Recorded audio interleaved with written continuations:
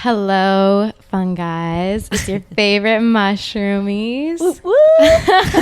Back for another episode. We are your hosts. My name is Kristen. I'm Danielle. That was delayed just slightly. I know. You go, I'm Danielle. I was registering, like, who am I? I am Michela. What's up, gang?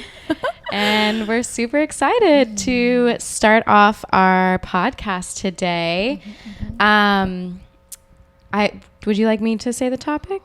No, I can talk about it. It's been a few weeks since we've recorded, so honestly it feels really We're adjusting. So holding a fucking mic. good. Yeah, but it does feel really good to be back in the saddle. And today's conversation is really exciting. We're excited. And the question that we're going to be answering and just talking through is, what is your relationship with your thoughts? And I would love to ask you first, Kristen. What is your relationship with your thoughts? Damn. Dun, dun, dun. That is such an open-ended, huge question. Overall, my relationship with my thoughts is pretty good right now in my life. It's never been this way ever. I'd say it's the best it's ever been in my life right now. Same. I love that. Yeah. And it's only getting better. I'm definitely working on it daily, working with my thoughts daily. And It's a daily practice. For daily, sure. yeah. Moment to moment. Yeah. No, but I love that how you even said that, of just like it being a practice. Yeah. And we all meditated before this just for a few minutes and did some breath work. Yeah, we wanted to sit with our thoughts before we talked about sitting with our thoughts. And one, it felt really good. Two, what came up a lot for me during that was I was just wondering when I had even thought of thoughts ever in my life. The first time that I recognized I'm thinking. Of course, you know what I mean. Yeah. All right. This is, everybody should know what I mean by that. mean. Like, we all think and we all have thoughts, but to recognize that you're watching them, that only happened to me a few years ago for the first time. And although I want to give meditation credit and movement credit and all this stuff, well, actually, I'm going to go right back to that real quick before I mention that. Before I had even realized I had thoughts to recognize and feel and hear in my head, I was drowning them out my whole life. The second I got a chance to smoke weed, do drugs, alcohol, any of it, I was doing it. And the disassociation. Right. I was doing it well. So I did not have, because I didn't realize why I was seeking those things out. I thought it was just to fit in, to have fun, do all these things, until I realized there was such a common theme every time I would go drink with my friends that I would black the fuck out and I would be so unconscious every single time. And I'm like, is this really fun? Is this what I like think of as fun? And I wasn't. But something that came up for me later in life was, oh, you were just drowning out the thoughts that were causing you so much pain and anxiety and confusion and all of the above, because that's what the brain does. It wants answers, it wants questions, it wants to feel at ease, ideally. And it also wants to stir up shit. But what I was going to say before this, after realizing what I was doing prior to recognizing my thoughts, one of the first times ever that I consciously was able to calm them down and put them to rest and be silent in my mind was when I did breath work for the first time. When you went through your Wim Hof. Wim Hof. I was like, why is it not With Yes, dude. That's the one. Yes. Wim Hof? Your Wim Hof phase. I remember that. Yes. And my sister actually introduced me to it. It was right when I was getting into meditation and learning about the thoughts in my head and what to do with them, honestly, and if it was normal and if it was good and all of the above. But my sister, one Thanksgiving, it was probably two, maybe three Thanksgivings ago now, but we were about to leave and she's like, can we do this like quick breath work real quick. Like, I think it'll make us feel better. Because it was just us and we were about to go like head first into family. And I was like, no, I don't want to go do that. Like, I want to get high and go eat some food, you know? And she's like, it's 10 minutes. Come on. I'm going to do it. So you're going to have to wait either way. I love you, Alexis. Thanks for being pushy. Shout out. She's my little sister, but we switch spots sometimes. And I was like, all right, whatever. And so I did it with her. It was 10 minutes. It was quick. It was guided. And it was really self-explanatory. Not like I haven't breathed like that before, but I was never consciously breathing like that before. And it was the first time in my life that I was aware of the fact that I was using a tool to simplify my thoughts, to push my thoughts to the side just for a second so I could physically fully be.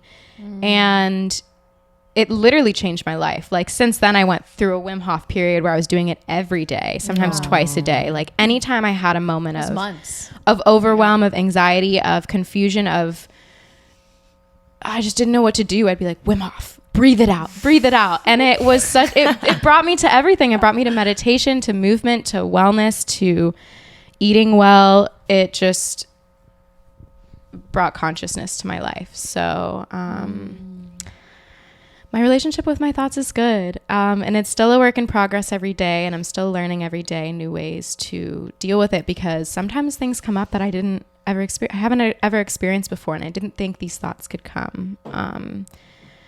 But I think talking about them like this and hearing other people's experiences and insights are extremely helpful. Like, help you navigate your own thoughts. Absolutely. And then you realize, oh, there's another way I can do this, or there's a better way, or there's a way where I'm not doing it alone, you know? Not feeling alone. And I feel like that's like the biggest thing with cognitive therapy is that you actually get like a sounding board. Like, you can actually bring your thoughts to life by speaking them into existence. Do you mean cognitive therapy as in talk therapy? Yeah. Is that okay? Yeah, cool. Because that's basically, I mean, I think conversations, just talking is medicine. And just like so here, and that's where you're saying, like, with just being able to feel like you're not alone. And to me, us talking or just having someone to talk to. Yeah, this podcast. One of the reasons we started it. Yeah, just like being able to get your thoughts actually heard outside of your mind, because sometimes I feel like they're like different. They sound different, and that's in your why mind they're than so when they painful. do when you speak them. Yeah. Right, like when you actually speak them. Totally, you're like, why would I ever say that to somebody, let alone myself? Yeah, like you don't realize what's actually happening into your head until you put it into physical form, right? And then you're like, oh. And that's another conversation way. Is what'd you say? Conversation is a portal. Yeah, portal. Because it's such a fucking portal. You can get lost in conversation and the realizations that just keep flowing and flowing. Yeah. And you guys know flow state, like how there's a flow state. I feel like conversations are in that flow state. Get you into a good convo when you and one other person or multiple people are in a good conversation, which you know what it feels like. Yeah. The flow is like and time and space just literally do not exist. Yes. And the thoughts are time and space. Are very much ceased. Portal, bro. Dudes, yes. Okay, but I think that it's amazing to hear that you have a really good relationship with your thoughts now. And I definitely think I want us to get more into like how, like what our relationships were with our thoughts. But I'll put a pin in that of just like right now, pretty good. Okay, so great. Good. I love that. So we want to go and do that now? No, now I'm going to ask you what you think. Like, what is your relationship with your thoughts, Michela? Whew. The journey with my mind has been treacherous and good word. Yeah. That's a good word. Like down in the fucking dumps, not in this moment or as of recently, but yeah, the path to getting to where I am now with my thoughts has been really scary, but also through that entire process, I've been able to learn so much about myself and how my beliefs, my patterns, my conditioning have actually created all of my thoughts. And I've came to this realization that my thoughts are all just based on the past, my past experiences, and they actually have nothing to do with me. it's all based off of what I know and how I was raised and the people I've surrounded myself with in the past. And so through realizing that, I've been able to actually sit there with my thoughts and be able to navigate it and bring awareness to, like, this isn't me. This is just it's what I thought. It's literally a thought. What I'm thinking. Product. And it's literally a product of an action. And being able to disidentify from your thoughts has truly been my biggest step in my healing journey, because my thoughts used to be so dismissive, so mean, so ugly, insecure, like not a good place to be whatsoever. And through that journey, I've just learned so much about myself, just having that simple realization of, like, this is not me. It's just what has led up to this very moment. That's why I think this. And yeah, my relationship now with my thoughts have just grown so much. And now I can actually give those thoughts love and attention, and like that inner child love and attention, and be like, no, like, you're safe. Like, people love you. You're cared for. You don't need validation. You don't need anything external, because it all starts right here, you know? And yeah. You like remedy the I don't want to label them bad thoughts, but like whenever like mean thoughts or dismissive thoughts or thoughts that just, you don't identify with, like the way to remedy them is with new thoughts of like how, like, you know what I mean? It's like the old patterns and the old things that you were like programmed with. And I totally relate to this. And it's just like all the coaches, your parents, old friends, bullies, like that was all the programming. Those are all of the words that are literally being put in our brains, our whole entire lives, like a filing cabinet. So then the thoughts that we're having in this moment are built on all of the past. But because we've been, and like you speaking right now, of like, because you've done so much work to have a better relationship with those thoughts, you've produced nicer thoughts and sweeter thoughts and nicer voices. And then now those like sweeter, nicer, kinder, more loving thoughts are now there have to just entered kind of my like, existence. Yeah. And now they're just like, okay, they're bad flowing thought. through. I see you. I love you. But And like, you're not part of this exactly thing anymore. And even when like intrusive thoughts do come up, I'm able to not identify with them, and I'm just like, oh, like, you're here, or it's an off day, and that's okay. And not every single day has to be this beautiful, wonderful rainbow sunshine day. It's all about the ups and downs, you know? And like coming to accept that about life has also been another beautiful part of the journey. And I also wanted to touch on how I think when you're surrounding yourself with people that don't help you come into your most authentic version of yourself, you're gonna fucking have intrusive thoughts. You're gonna, again, what you know. Yeah. What you know is who you're around. How you've spent your time is what you know. Yeah. So Dude. true. Yeah. And your thoughts are literally, honestly, like when I've witnessed my thoughts in the past, it's all been a projection of like what someone else is kind of putting onto me. And through those like toxic friendships or relationships or dynamics with family members, those thoughts kind of just come into your existence because it's this negative frequency that you're inviting in. It's other people's negative thoughts or ideas or knowns. Not really your own. Not your own. No. And then I've noticed specifically in this last year, once I've literally just like cleared my channel, I'm just like, nope, doesn't serve me. Like, get away, you know, and move forward. My thoughts have become so beautiful, and like I can actually stand them now, and it feels fucking good because I'm like, oh my God, like stand them. Yeah, now. like a few years back, oh my God, like my thoughts were horrible. And Can I ask you something based off that? Yeah. So you said earlier how like now that when mean thoughts come up, you have nicer ones now to either replace them or to like almost console Neutralize them. Yeah. Like it's okay. Yeah. Like almost like a little child, like you're talking to. Before you had the nicer thoughts come in and the, I guess, realization that you could have nicer thoughts talk to these negative thoughts. I guess I have two questions. Okay. One, when it was just the negative thoughts, were you even aware that you could bring in? No. I was not aware that I could shift my thoughts whatsoever. I was like, this is me. I am this negative You've identified, thought. I have right. the identification with those shitty thoughts. I thought that was me. Like, I'm sad.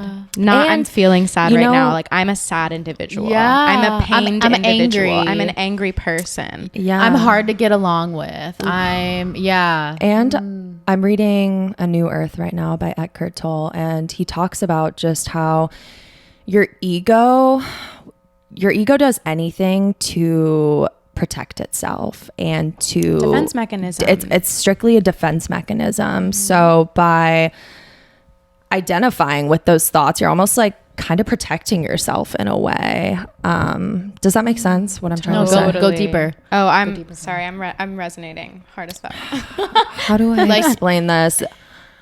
So your ego okay, wait, what? Yes, just say it again. Yeah. Okay, so fuck, I wish I had the book right next to me because I literally highlighted it. This book is a little bit dense, so trying to interpret certain parts, but he just talks about how the ego is just always there to protect itself, and it's like this defense mechanism. Yeah, so like basically brains are evolved. Think of it in like scientific terms, like our ancestors. Yeah. Why did we have the brains in the first place? To protect ourselves. But now we've gotten to a point where like we're pretty safe as a species. Like we are way more than safe. We're overpopulating the earth, you know? And now our brains have nothing to do. So their defense mechanism is turning into something different. And that's, I think, what she's saying is like the ego defending itself feels like life or death. Yes. And it's like as if the ego is like protecting you, but really it's not. It's doing the complete opposite. It's you making have you to suffer. stand outside. Yeah. Exactly. Yeah. Like, is this really helping me? Because I am safe. No. It's the reminder, it's like, literally we're good. our programming. And by dealing with your thoughts, and like facing them and accepting them and then shifting them into better thoughts, I forgot where I was going. Well, you just have a better experience in life. You just shift the thoughts and you change them. You shift them and you change them, and then like it's better. Like the coffee's hitting. You shift them a little, and then they're good. Yeah. Just give them a little like TLC, some loving, and you literally have to just reprogram your mind. It's reprogramming. Yeah. I feel like that's what it is. So, okay, my second question. Oh, yeah. You said, so you weren't aware of the fact that you could even create positive thoughts or anything like that. Yeah. What did you do? So now, for example, when you have bad thoughts, you either replace them or like talk to them like, hey, it's okay. Kind of like just console them. What did you do previously when you had all these terrible, angry, frustrated, mean thoughts to yourself and thought they were you? So I was an angry person. I was mad at life for a very long time. You had identified. I had identified with that. So I was like, this is me as a person. I am not happy. I am this angry person. So I identified with all of those thoughts, and there all the time, right? Yeah. Like that was your identity. Yeah, it was my identity, and there was no trying to fix, change, or shift. It was just like, this is me. And that was before, I dove into spirituality, into yoga, into meditation, into myself, and opened this portal to expansion. Honestly, that's the best description ever of it. It literally feels like you're opening a door to like a whole brand new growth and expansion of yourself. Yeah, because you do feel like before you start just becoming aware and changing your relationship with your thoughts, you're in just this really you're in a mental box. You can be in a very dark place. I mean, a lot of people are. Mental health is a massive issue in this country in particular,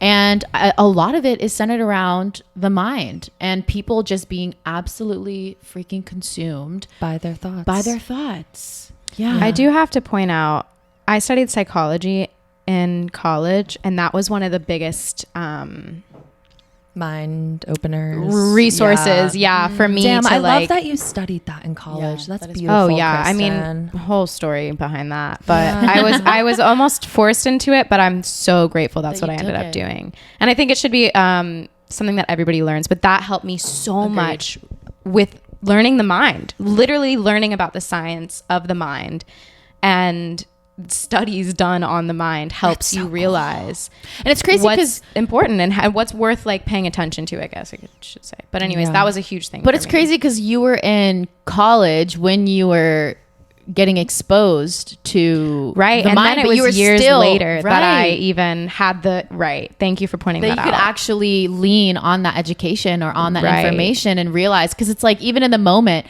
you were still numbing, you were still dissociating, I was still abusing. learning it. Yeah, exactly. But I was fully in that space of my thoughts controlled me fully. Yeah.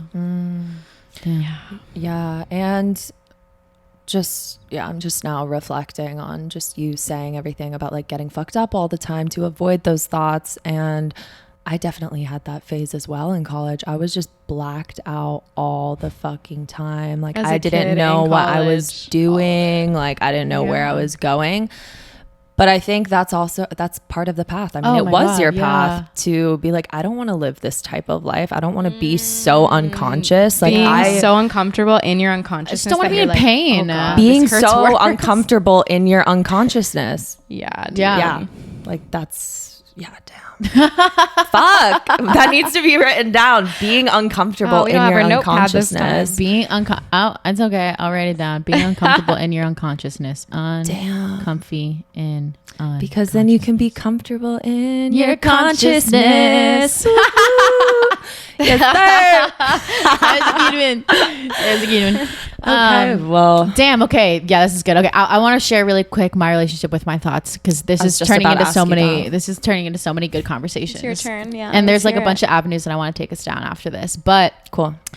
So I would say that my relationship with my thoughts is very healthy right now. I would say yes. Healthy thoughts. Shout out. Fucking gang. Let's go. Healthy thoughts, baby. And you know, I obviously have my days, or I'll have my weeks where my mind is working overtime and the thoughts are just firing through. And it's a lot of old thoughts. It's a lot of limiting beliefs, like things like thoughts telling me like you're still I'll go into it. Sorry. Like I'm excited because when you guys were talking about it, I was like, just like the old thoughts and the programming. And so much of my old programming is that you're stupid.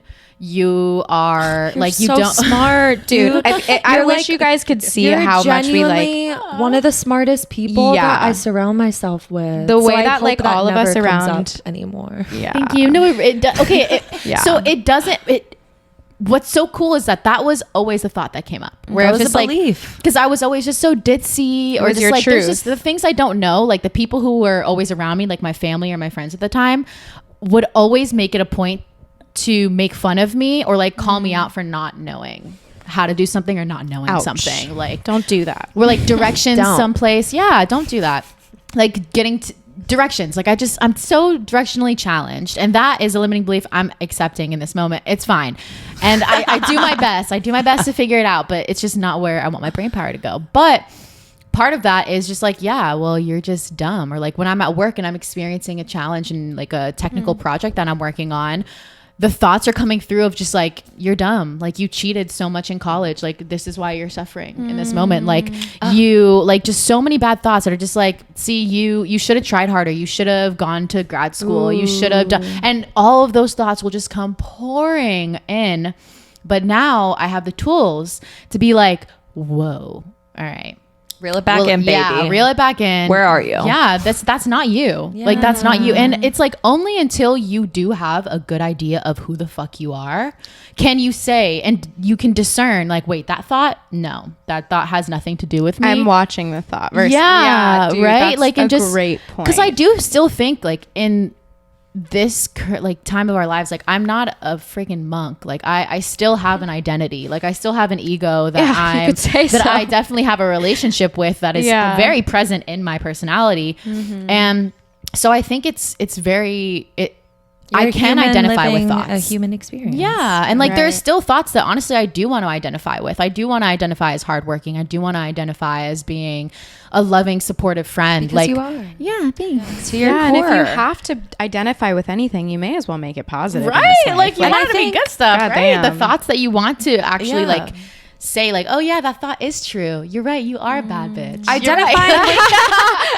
me talking to myself. Like, yeah, that's a good one. Oh, you're right. You're right. Like, oh, that was a funny joke. Like, you know, like, and because there are thoughts that are healthy to have. And it's like, you know, when you need to be aware of a speak situation. to your heart too. Yeah. Like they feel good in your heart. Ooh, the feeling of the Yeah. thoughts. That's a good point too. Yeah, it's so true. But yeah, I would say that my relationship with my thoughts is very healthy. It hasn't been. My whole life, I didn't really have a relationship with my thoughts. And I was raised by parents that were either heavily medicated so that because their thoughts were so scary that it would drive them mad or to like really dark places, or So that was your example. yeah, that was literally my example. Of how to deal with your thoughts growing up for 18 years. That Literally, was, it's take medication so you don't have to deal with them, or just spew them constantly out for everyone to hear and like not give a fuck about like how two opposite like all of extremes. like the negative thoughts, instead of just like keeping them to yourself or remedying them yourself, you just blurt them all out. So then now that's the input. Or you for completely everyone shut else's them brains. out. Or you completely shut them out. Yeah, there was like no healthy in between as like your guardians. And it was like just being surrounded by people who have mental illness. It was like, oh shit, like the mind is a scary place. Like our mind is just trying to like hurt us. Our mind is just trying to like the mind kill us. The mind can be a scary, Vicious. fucking dark place. Yeah. Well, you And- saying like your parents taught you that, like that's what you knew growing up. I mean, And- not intentionally. They weren't intentional. They no, were doing of their course, best. Yeah. but any person who's being raised, because you even said like this didn't happen for you until you knew yourself or had an idea of who you were. Yeah. People growing up, for the most part, from what I've experienced and learn and they base their identities off of their parents and who's raised them, who they're around, Right. most of their childhood Yeah. or like young adult life. Agreed. So before they even can have the chance to, it seems like you need to get out of that space, like moving out of your parents' house, going to college. These are like lifestyle things or huge life things that happen Yeah. that help people wake up because they're finally in their own space to have their own thoughts. Yeah. But like, Damn. but yeah, like Yes, also because your thoughts are really your parents' thoughts, or the people when you're who around surrounded those you. people, you have no choice morph, almost. You morph into little versions of your parents. Yeah. And then once you finally have the opportunity of like, oh, Yes. I can create the future that I want. I can be who I want. This is my world, not my parents, not them projecting whatever onto me.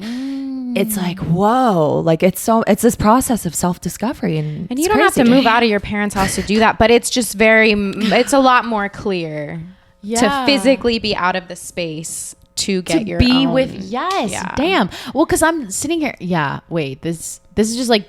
Tell me, what do you think, Danielle? A bunch of different things, but Lay it out. my brain just went like to a million places. But just like the fact, well, if the first thing that came up was like, oh my God, that's so scary. And that's where it's like, I feel so motivated to get my thoughts like in order and have a healthy relationship with my thoughts now, so that when I become a mother, Oh, yeah. because as soon as you said that, I was like, oh my God, my kids are going to get my thoughts. Oh God, I hope they're like, you know, like your kids, Yeah. like the way that you're thinking and your relationship with yourself in front of your kids, like that is huge. Everything Damn. for them. That's why I also think like our generation is fucking changing shit. Like I feel like so many people in our age group are really like open to healing because you know, like our parents' generation went through a lot of fucking shit, and their grandparents raised them, and their parents, our grandparents, you know, you only know so much from you know who raises you. So Well, and you also, I'm thinking like as time and generations have moved forward, like the amount of stimulation and information that we're all getting at all versus points 3 every day. generations ago, like They we didn't know have shit to mentally. have like we like we I mean, I think like we need to have our shit like on lock. Because before you bring a fucking kid into this, or just like in general, like just totally to move forward through life. Again, like back to the mental illness issue, like we're receiving so many inputs that is creating and just amplifying so many thoughts, you know, like constant we stimulation. Have so much like podcasts, TV, all of the mainstream media is constantly feeding our brains, and that is those are all of the inputs are creating thoughts, like exactly how you said, like everything that we've ingested mentally and honestly physically too, like produces thoughts. So it's just, so this will bring us back to like what do you guys do, like what have you done to bring you to this healthy place of, like you mentioned the Wim Hof and getting more into breath work and realizing like, oh, I can actually drop into my body and out of my mind, and now I'm not a victim to my mind. So yeah, I think it would be really helpful for us to just talk about some of, like, just be more specific about the things that we've done to cultivate this relationship with our thoughts, or just like books that you read, and like any specific times of your life when you're kind of like waking up to this of being like, oh, I'm not my thoughts, or you know, things like that. Yes, when it became more clear. Well, like you said, Wim Hof, of course, but as you were, and breath work of any kind, honestly, just brings me in so much. And of course, everybody will find something specific to them, but that really did it for me. And as you were saying, like how much stimulation we're really getting from everybody, and how, and everything, the world that Americans live in, and most of the world is just input, full input. So you have no chance to have your own thoughts. And giving yourself time, solo time every day, the alone time, as much as you can, as often as possible, sitting in literally silence. as often as you can. Anytime you're bored, waiting, lonely, like have the intention of just sitting with yourself and like, oh, I get solo time. I get to enjoy my presence. I actually get one-on-one time with myself, you know, that has allowed me to create my own thoughts, to identify myself from my thoughts, to be around others and still have my own thoughts, like all of it. Breathwork was my invitation, and meditation was my fucking rocket ship. Yeah, rocket ship to the fucking moon. The second I was able to sit still, and everybody's biggest thing with meditating is I can't sit still. I can't. It's hard. It's difficult. All this stuff. It was hard as fuck for me in the beginning.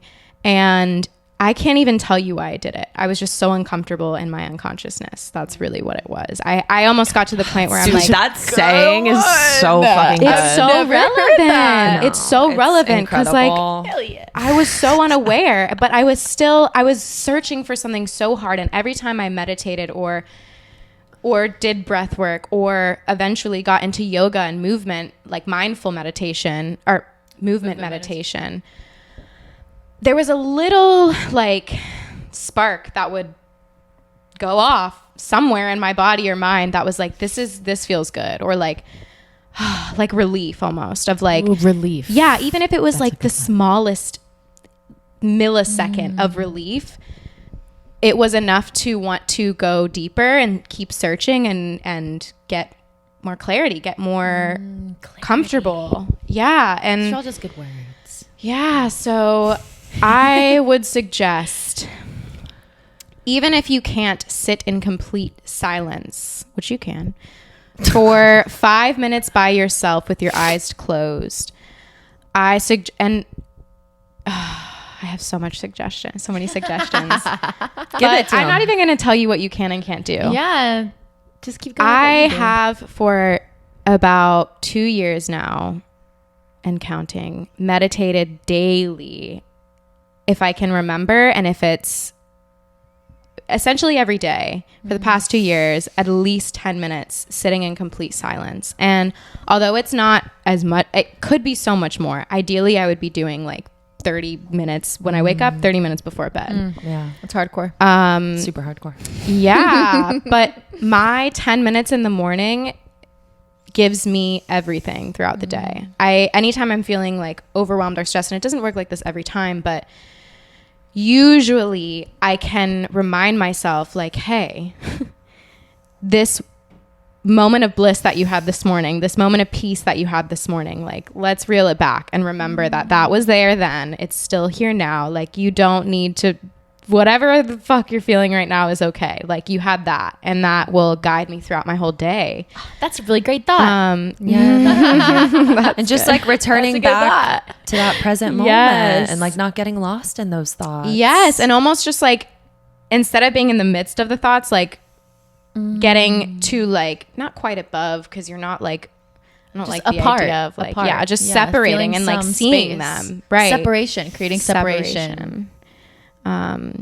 Yeah. So for me, really honestly, ironically, the best thing that helped me manage my thoughts and learn to love them was to sit with them, was to be with the awful, mean, terrible things I was saying with myself, to feel them, to cry and like recognize like, you're being mean to you. I'm hurting myself. Like no one else is making me feel this way. It was fully just me.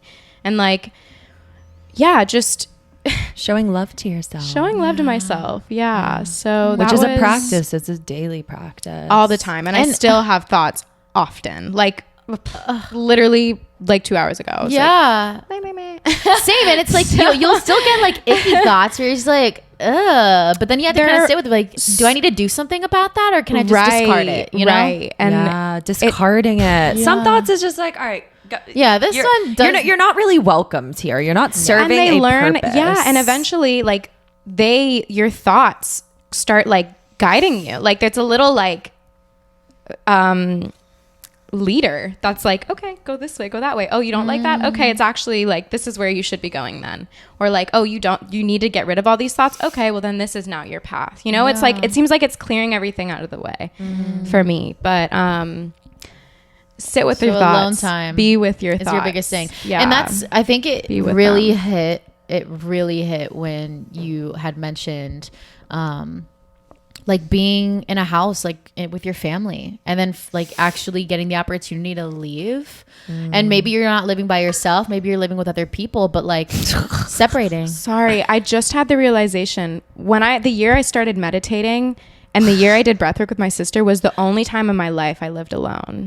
Ooh. Wow. Personally, I think it's different for everybody. Like my sister can do very well with like getting into her own self around other people. Not all the time, but I know a lot of people who can, is the point. She knows we're the same person. But for me, it was just very clear. It was a lot easier. Not saying that's what you need to do, but it just helped me personally. And I think it could be a key to a lot of people. Even if it's just like 2 days of pure aloneness, it might like spark something in you to feel like you can like hold on to that while you're around others. But I just wanted to point out when I started meditating and doing breath work and recognizing my thoughts, I was living alone. I wasn't alone at the time, but I was living alone. Wait, first of all, I need to take a moment. All I heard in my headphones. I was like, wait. I kind of dozed off for a second, and I was like, wait, what is going on here? No, but there was a moment, I have to address it, where you were just talking, and I literally just got lost in just how cute you were. Oh, Kristen is so I'm in love with you guys. Guys, it's ridiculous.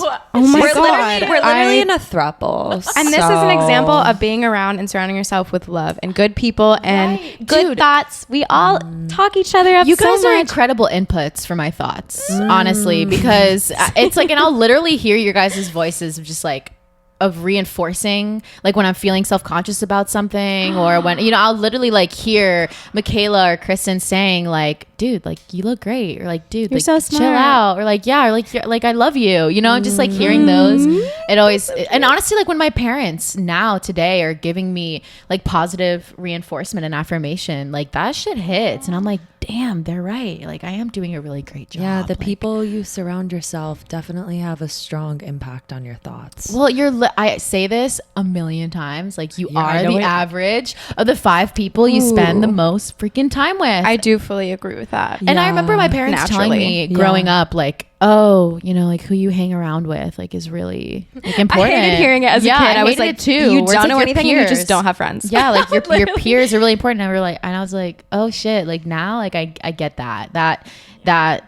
Sometimes speaks parents volumes. speak facts. They absolutely do. They got plenty of wisdom to share. Shout out to our parents. Sometimes They might not regulate their emotions, but they know a lot of shit. Occasionally. We love you if you guys are watching. All right, Michela. So what are some things that you've done? So Kristen really hit on alone time, just like giving yourself, just separating yourself so that you can then separate and figure out what the fuck your thoughts are and which ones you want to subscribe to. That's a good one. Just like what's thoughts you want to subscribe to. I like that. That's good. Okay. Subscription. Subscribe. What was the question again? What was the question again? Remind me. What have been some of the tools that have gotten you to this place, like with your thoughts? Because I also would love for you to touch on intrusive thoughts, because that's something that I know you've had a lot of experience with, and you mentioned it a couple times now. So maybe like, what are intrusive thoughts? Yeah, and like I'll answer that first. And then how have you gotten here? So intrusive thoughts for me generally look like you're not worthy.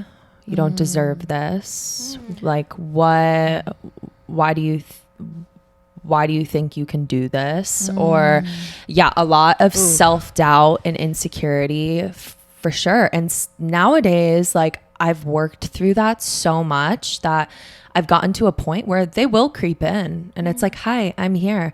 But I don't allow myself to dive into them the way that I did. I'm like, oh, sweetie, that's like follow that rabbit hole. Like, I remember you. I'm like, I remember you. It's been a while. That's super cute that you're like coming up to talk and show up. But like, I'm not doing that. Like, bye-bye. And just a lot of. So what's the work? What? What's the work that you've done? Oh my God, there's so many things. It is work. No, it's not fucking easy. Yeah, it's been a journey, honestly, specifically this last year. But I feel like journaling. Yeah, dude, journaling has become a portal for me. Like I will literally get lost in journaling, and it helps me make sense of so many things in my life, and it helps me bring in gratitude and the love that I do have for life, rather than focusing on what I don't have. Like as soon as I pick up my journal and my pen, like it's just gratitude and love is just completely flowing through me. Just being able to journal, I feel so grateful to be able to do, and to be putting able to your thoughts into physical form. Yeah, and being able to release them, because my thoughts have and release it all. Yes, and it releases them because they're no longer in your mind. And nowadays I catch myself just journaling just like about the beauty of life, and it's just like so great. And of course I'll have journal entries where I'm in the fucking trenches and I'm just writing everything down, but that's also so therapeutic, you know, just like being able to write it all down and then get it out of my system, and then of course like talking to you guys. But I would say running, because I just know like for you, like you'll be like you'll just really be stuck in my body. Physically moving feels good. Like I feel if I have like a few days of work where I'm just constant and I can't work, I don't have time to work out, by like the third or fourth day I'm like, no, I'm fucking running until I can't breathe, or I'm going to a hot yoga class and I want to literally not be able to breathe whatsoever in that room. I don't know how I didn't mention physical movement, but that's definitely was like a later thing for me. But but what is the physical movement? Because you both resonate with this a lot. Like I'm not someone who needs like a lot of physical exertion to yours like is help like me feel creativity right. outlets, it seems. But like you guys like need like so what does that do with your thoughts? Like do you guys just start to feel really like bratty and aggravated and irritated, and the thoughts are just like, oh, I'm annoyed? It's more so so you run and it's not as much as my thoughts, it's more so like my physical body feels like it needs to exert and release, like you almost feel like energy. Tension I feel like in your body. I feel like stuck in my body, and moving it like intensely is so therapeutic for me. I don't even know how to describe. Well, it also creates like what, dopamine and serotonin, naturally. The endorphins. So Endorphins I mean, that's always great. I love waking up and just getting fucking free endorphins right when I wake up, you know what I mean? Yeah. Free. But yeah. But I think with all those chemicals too, it helps produce sweeter, nicer thoughts. Yeah, exactly. So I would say physical movement, journaling, and then also just being able to fully experience like everything that's coming up has just been, I mean, all of 2022 has just been this path of witnessing and experiencing everything. Like I have just opened up my arms and my heart, like literally just like, here, like take not me, whatever, not being afraid, it. just like literally whatever universe you want to show me, give it to me, and I know I'll make it through. And I think it's the trust, and also just like believing in yourself. And I think that's been my biggest thing this year, is just actually believing in myself and trusting my gut and trusting my heart, knowing, and like trusting my intuition, right, knowing that, trusting your decision, trusting that whatever happens is right. And that's how do I know it's right? Because it's happening, and the universe isn't ever going to give me something that I don't need in that moment. You know what I mean? So also just that subtle perspective shift, because I could say journaling, working out, reading, meditation, and all of these things which have all been such a beautiful part of the journey. They've definitely helped me step into this new version of myself. But I would say the biggest thing that has helped me shift is strictly just my perspective and like expanding and opening, just like, oh, like it's opening okay. the possibilities too. Like it's all okay. Like everything is perfect. Yeah, I love your questions. Thanks, guys. I love having questions for you. I'm like so curious about your all's mind, because you've helped me so much with literally anything I've talked with you about. Cute. But you, oh God, let's hope I don't forget it. Can you tell it's leaving my mind? It's okay. Oh, yes. Okay. You have these practices that you do, that you utilize when you're feeling this type of way. Do you feel like it was the practice of the practices that helped? Or do you feel like it was one time of doing the practice that felt so relieving that it was just something you knew you had to add to your life? That's a really good question. I like that. I would say being consistent with all of my daily practices there wasn't just like one time when I did something where I was like, oh my God. It was more so the consistency of it, and me just like being a Capricorn. Like I love like just being on top of shit. It's a habit. And creating like daily habits. A positive habit will just continue. When you had the negative mindset, that was a habit. Yeah. And you literally were learning how to transform a habit. Yeah. And just all like of those things takes time. Yeah. All of those practices have definitely helped me like get to where I am, and without them, like I have no idea where I would be. But it was simply just this doorway to growth, freedom. Yeah, freedom from because there's just some really fucked up thoughts that just literally have a stronghold on you, or just like will shackle you, and it's terrible. But there's a few things that you said that I would love to piggyback on. You mentioned like it comes from the heart, or like listening to your gut, and then I was like, oh my God, you have a brain in your gut and a brain in your heart. Yes. And both of those are producing thoughts. So it's like whenever you begin to understand like, this is a letter heart. And like what we love journaling about, like what does my heart, like what messages does my heart have for me?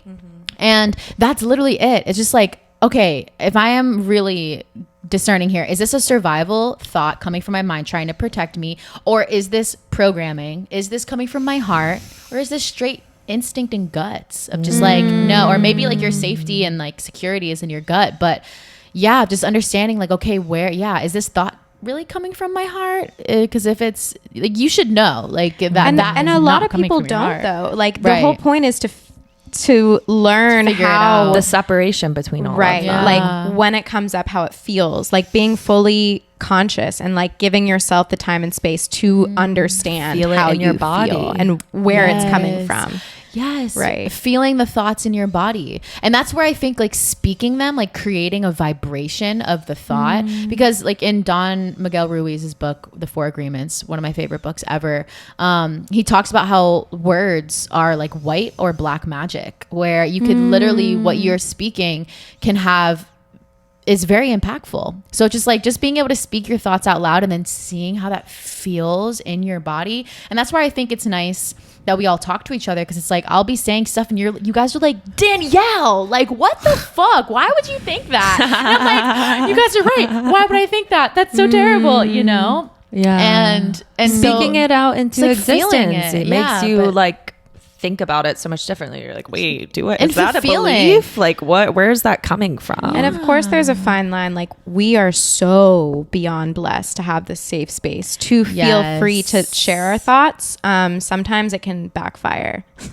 So I guess like be careful where your thoughts are important. They should not be given to everybody. Like they're yours. They're special. Yeah. And even if they're painful, they're unique to you. Yeah. It's your own. It's yours. It's your own fucking gift. Like treat it as such. Be nice to them.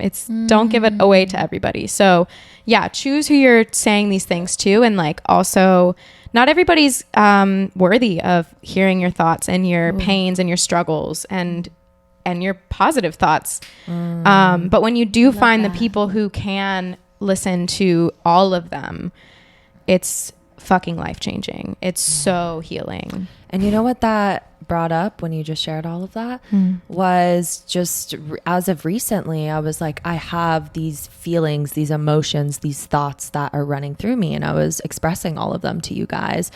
And you guys like really looked me in the eye and like gave me this look. And you guys were like, is this going to serve the other person? Like you sharing these thoughts with them. And I think that's also such a great practice. Like you don't have to tell, like the shit that's going on in here doesn't always need to be said. Maybe it's something you need to internally sit with. It's just meant for you. And reflect on like, is that a you thing or is that a them thing? If it's if it's a them thing and like you're getting hurt from what they're doing or saying, of course, yeah, speak your truth. Tell them what the fuck is up. But if you can it's speak something, your truth through journaling, through movement, through meditation. Yeah. Use only white magic for your words. Yeah. And I loved when you guys shared that with me, because it really, it's a good reminder. Yeah, no, it was, Yeah. I was like, damn, like, okay, like even though, yeah, I'm so open and I want to share everything and da da da da. Some things don't need to be shared, There's Michaela, such a so fine take a fucking seat. And because that's where like we just want to be heard. We just want to be heard. Yes, dude. Something it's a about fine being line. heard is just so beautiful, but sometimes Feel you less just got to be alone. like, homie, You ain't need to be heard. You don't need to be heard on this one, and that's okay. Write it down and burn Having that the discernment between certain things. Pretend like you're sending the letter to the person. We've heard of these practices. And there These are is great. those practices are so important of just the releasing, and that's where it's like even just screaming them into your car, writing them onto a piece of paper and burning them, putting them in a journal and literally never looking back, like or just like stream Or consciousness even writing. like So music too. I don't know about you that guys, drowned but me when I'm out. like, when I'm just feeling shitty, intrusive thoughts, heavy feelings in my heart, music is such a channel for me to just feel, like actually tap into my heart A space and be channel. like, dude, music is a channel from like thoughts into the heart, like for feeling. Well, we've been giving Music all drops you inside in. sources like meditation, breathwork, movement. These are all things that you do, but that's a great example too of like an outside source that maybe when you're feeling weak or extremely lonely and really, really down, where you don't music have the speaks to your energy. soul. True. Ooh. Yeah. Music Music speaks to is a your good soul. outside That source part. to assist with at least the like next step to get you to help yourself. But sometimes like when I'm in that space, I don't have energy to do my mindfundness practices. I need damn. help. So true. No, you And need I to literally need- be. Right. So true. Like or what am I saying? Music. Or like podcasts, Reading, listening to That's when interesting intake things. is helpful. Input is important. Sunshine, Yeah. intake, the outside, like Yeah. those things. Because sometimes when you are having those thoughts and those heavy feelings and stuff, it's probably best to just like be and sit with them and Be not with really try to them. escape them, Or more change so them, understand them. Just like, oh, hi, you're here. But don't overanalyze. Don't overanalyze them. There's such a formula to this. We're getting to the formula. We're still figuring it out. Dude, this conversation is straight up making me feel like we're like scientists of like the mind. It's such and a we're just practice. It's all the time, We're not every day. scientists. we're not scientists, but like in my mind right now, I'm like, We we're are. fucking scientists. You can see we're just still talking about the learning. mind. Yeah. Yeah, we're Yeah. still learning. Every day is a learning curve. Yeah. But I want to hear about Danielle's practices and resources that she uses. So your main one was alone time. Your main one was oh shoot! I've literally Journaling been or sitting movement, here. I No, think. witnessing. Yeah. You said that a few times of just Ooh, like you did. witnessing, Yeah. and like separating, Yeah. and like in back like and you mentioned a lot just with the different areas of your body and just with your thoughts and becoming a witness and how important it is to become that. And I mean, so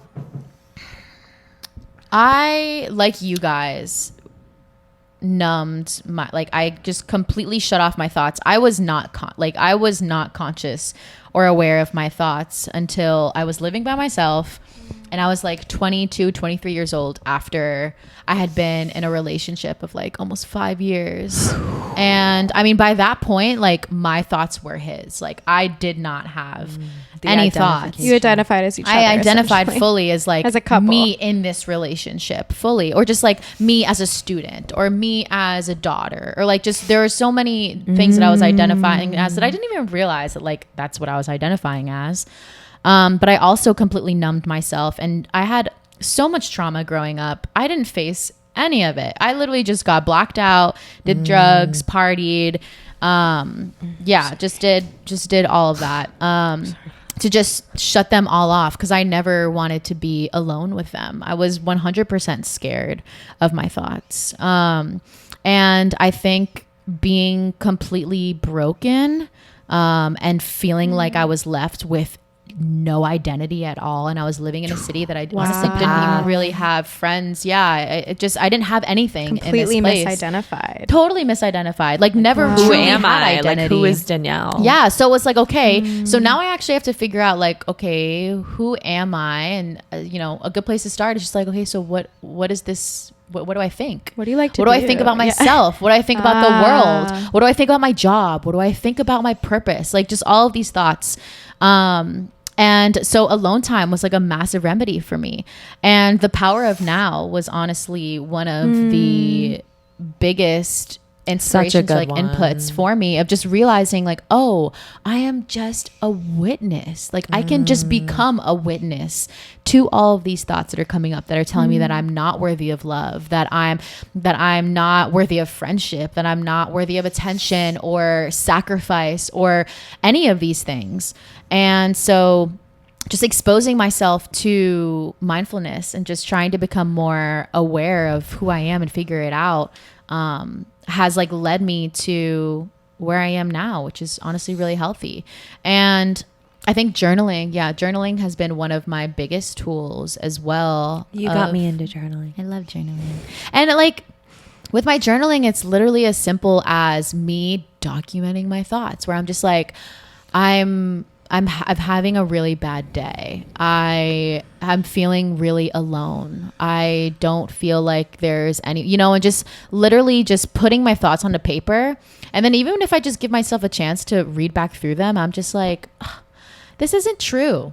This actually isn't true. And just honestly having a lot of conversations with myself. So I think It sounds crazy, but it's really worth it. yeah. And honestly, when I was living by myself, I had so many opportunities to just talk to myself, and I would literally record videos or just like voice memos and just like listen, just talk something out. Or I would get into like a really big fight with my parents, and then I'd just be like crying, but I'd record an audio message or just like a voice memo for like 7 minutes of just me crying and just getting all of my thoughts out. And then I would listen back through it, and I was like, oh God, those need some tending to. And literally, just like tending to myself or understanding what parts of myself really need attention. and affection, and then going out and seeking those things, or tuning in and realizing like, oh, okay, it's all here. It's all right here. Yeah. Because naturally humans like go towards what feels good. And like you were realizing how ungood you felt, and you were searching towards the things that were making you feel good, like mindfulness and consciousness, and honestly alone time eventually. I don't know if you can have to get on top. I have to get on top of my alone time now. Like, right. I am such a social person, and I haven't been, and I know when I haven't been sitting with my own thoughts, when I'm just like, because I'll just be really busy. I'm a busybody. Like, I'll just take on so many things, and I will finally sit down or be like laying in my bed and realizing like, oh my God, like you haven't sat with yourself. Like, what are you thinking? Like, how are you feeling? Like, just you don't even know. Taking other people's stuff at all times. Yeah, taking other people's, listening to podcasts constantly, like reading books constantly, talking to people constantly, and then I start to get flustered or get annoyed or get angry or be sad, or all of a sudden be coming into these like lonely places in my mind. Well, that's the key. That's the thing, is people are terrified of having this solo time because they're lonely. It's scary. They're bored. All of these things. Healthy. People don't say like, oh, one of my favorite things to do is just spend time with myself. Like that's so uncommon. But, and also as you were talking about being alone and taking advantage of alone time, while you're alone, it feels so lonely, and it's almost the last thing you want to do. But take advantage of the alone time that you get, because you saying now you have to almost plan your solo time, your alone time.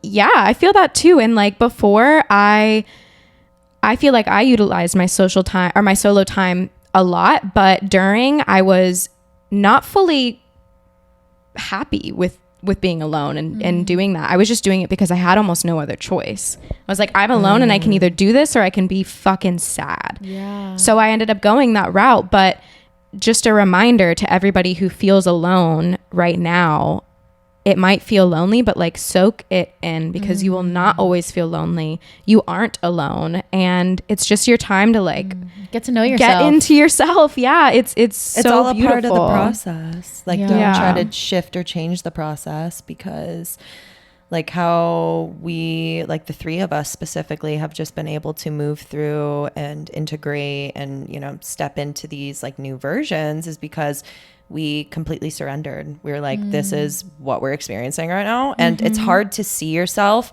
in the process of it. But then when you look back on it, you're like, holy shit, was I growing in that time period? Yeah, but there is so much resistance is going to come up. So much wanting to change, fix, adjust. Be somewhere new. Rush through the process. That's so natural to like feel Slow that and down. do that. But just, soaking in that alone time, being in solitude, sitting with your thoughts, witnessing your thoughts. Yeah.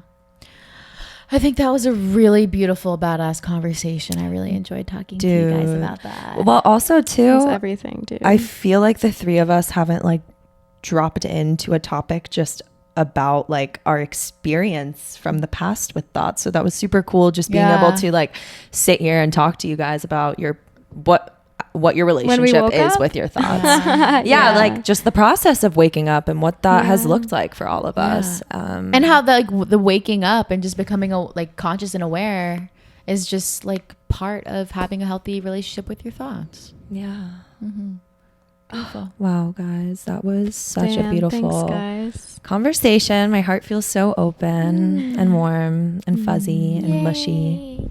Cute. I've been feeling so mushy with you guys. Yeah. I'm glad.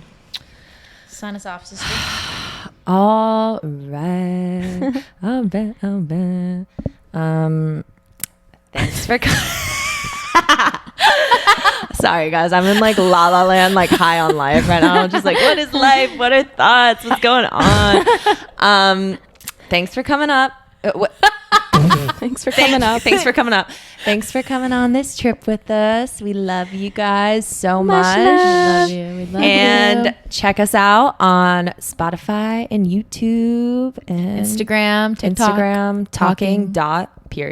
Mushroomies. Period. We love you guys. Bye. See you next time.